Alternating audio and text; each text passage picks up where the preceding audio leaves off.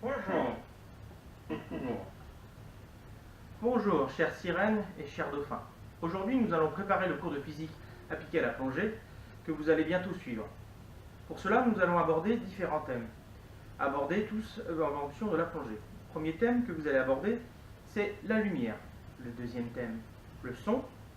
Le troisième thème, la flottabilité. Le quatrième thème, la pression. Et le dernier thème, votre consommation et en autonomie d'air. Tout d'abord, la lumière.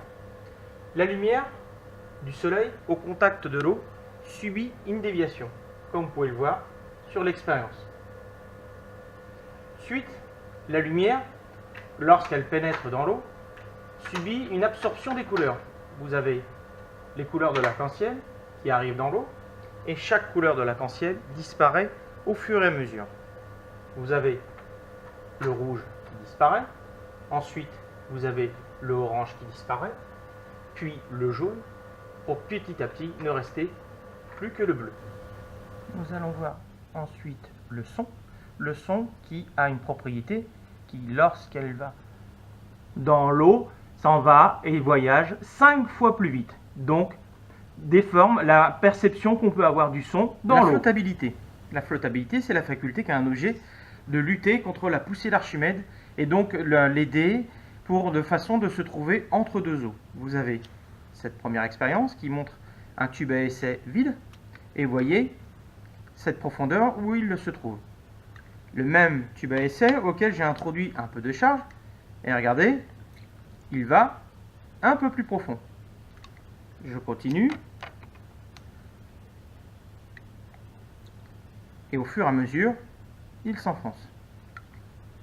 Et pour terminer, il est ce qu'on appelle limite à la ligne de flottaison, où vous vous trouvez pile poil à l'équilibre entre la poussée d'Archimède et le poids. Vous avez ici la pression qui règne dans la pièce, c'est-à-dire la pression atmosphérique que vous avez au niveau de l'eau quand vous vous trouvez en mer.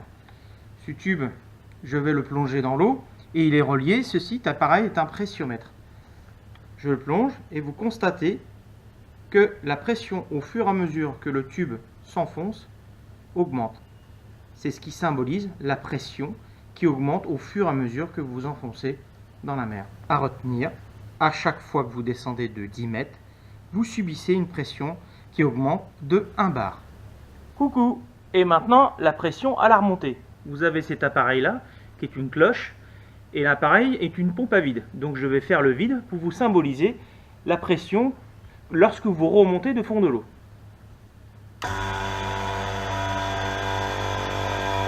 Vous voyez que l'air occupe de plus en plus de place, donc le volume du ballon augmente.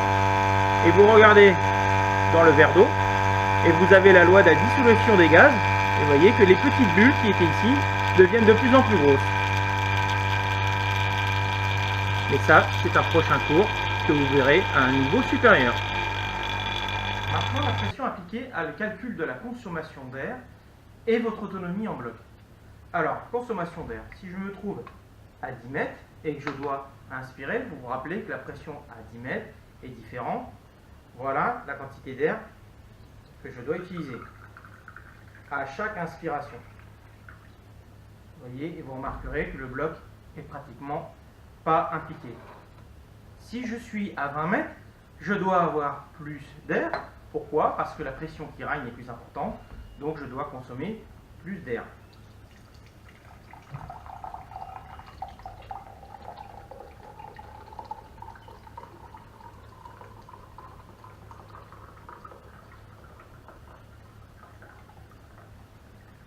Voilà ce que je consomme à chaque inspiration, tout simplement parce que je me trouve à 20 mètres.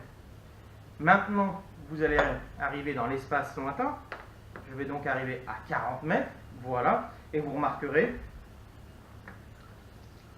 à chaque inspiration la quantité d'air que je dois consommer pour effectuer le même déplacement, effectuer le même effort physique, et vous remarquerez l'implication directe à chaque consommation, la baisse de mon bloc de plongée, donc une application directe sur l'autonomie de mon bloc. Tout ça pour bien vous faire comprendre que pression et volume sont directement liées car pression multipliée par volume égale constante. Bien, maintenant je vous laisse méditer toutes les différentes expériences que je vous ai montrées qui vous préparent à ce cours que nous allons suivre ensemble sur la physique appliquée à la plongée. Mais avant tout, bonne plongée!